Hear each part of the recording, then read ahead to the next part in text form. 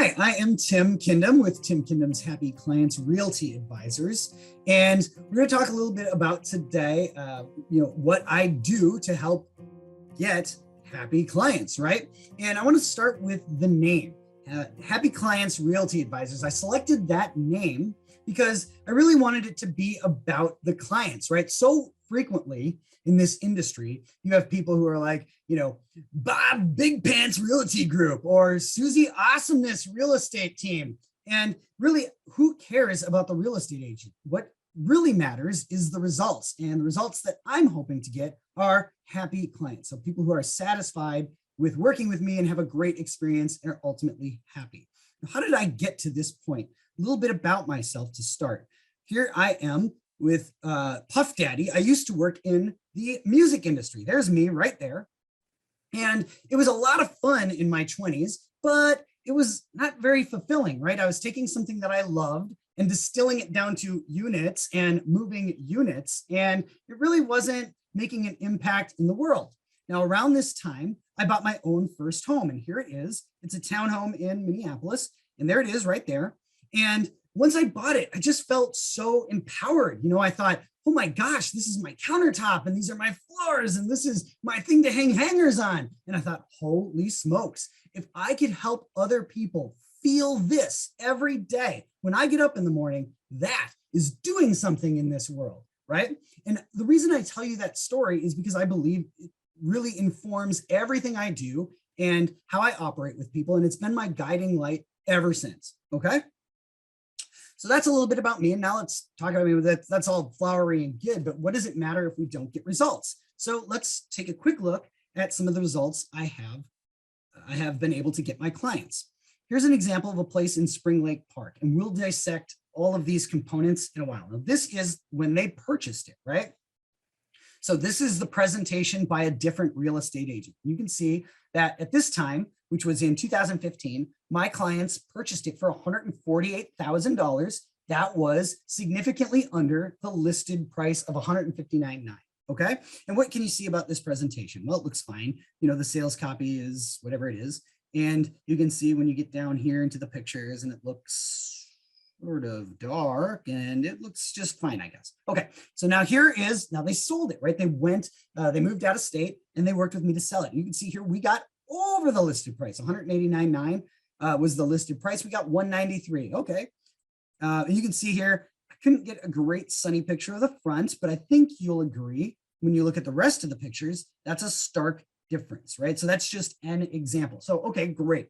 Well, maybe the market was different, right? Well, let's take a look at what the stats say. When they purchased the home in 2015, the average sales price in Spring Lake Park was $173,000.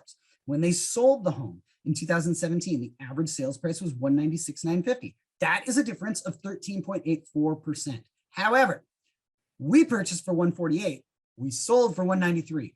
That is a difference of 30.4%. So by working with me, you're getting well over 15% better results on the buy side and sale side than you would have with another agent, okay?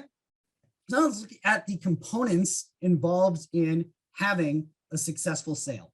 One of the things that's kind of hard to quantify when we're going through this, right? We can show pictures, we can show a sales copy, but it's the collaboration and the communication. So just one of the things that I do is I think I communicate exceptionally with my clients. 95% of my homes sell within the first 3 days of being on the market for over the listed price. But if they don't, here's what we get. Now, a lot of this stuff will also cover on the front end, which market statistics and things like that. But you can see this is the report they get. It shows what's going on in the market as a whole. It shows what kind of showing activities out there. It shows what kind of results we're getting versus some of the other results that I've got over the weekend, so that we can this shows some of the marketing that we're doing so that we can determine, do we need to change anything, right? Or are we on the right path, right? Here's just another example of that kind of report. In this case, we had to break it down by price range, and perhaps it will load, perhaps it won't.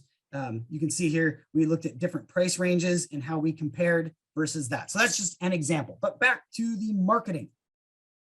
When we present a property, as you can see in that first example, we have pictures as being a big part of the deal. Here was a home in northeast Minneapolis that you can see these were the pictures from the agent who tried to sell it before me. You can see very dark and very, very grim and,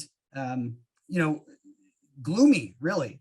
These are the pictures after I got the listing. And this was admittedly a dark property, but you can see just a night and day difference almost literally.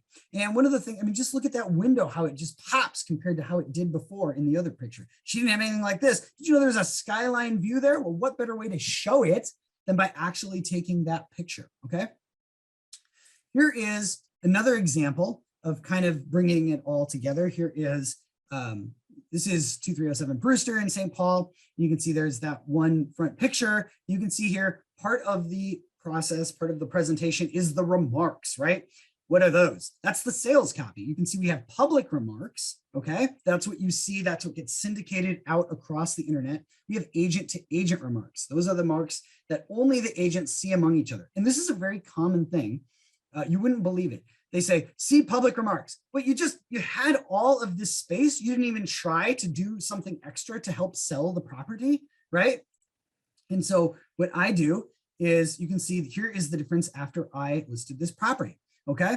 You can see I took one of the best parts of this property because, it was really unimpressive on the outside. It was just a house. Well, I took the remodeled kitchen and put it front and center.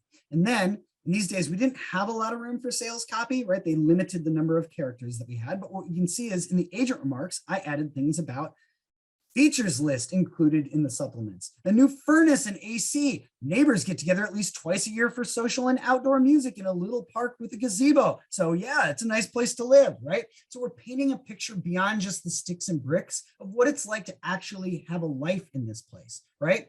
And you think, well, maybe this agent was a hack. This is one of the top agents in this particular neighborhood, and this is the effort they give. So don't assume just because they have a hot reputation means that they are doing everything possible to sell your house, all right?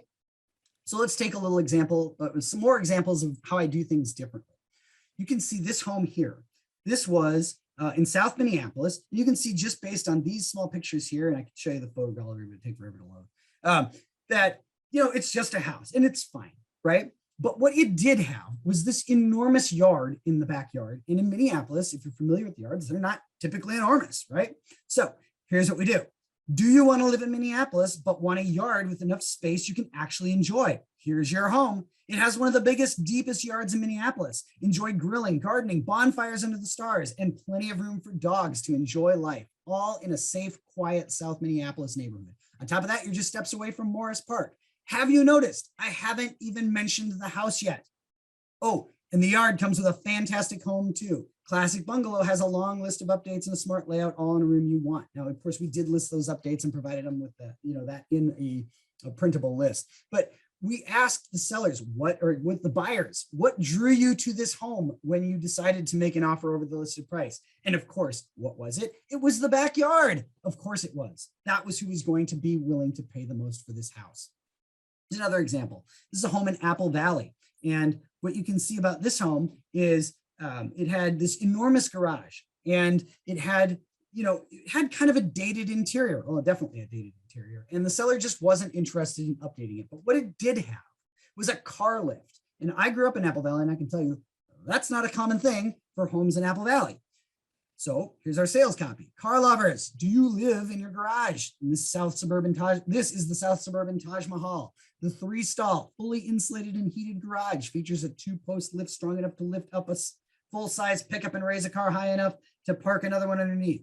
And yes, of course, we do include pictures as well of the interior of the home, but you can see that, it's just a house, whereas the chair or the car lift was the selling feature. And sure enough, that is what drew the person who bought it to this home.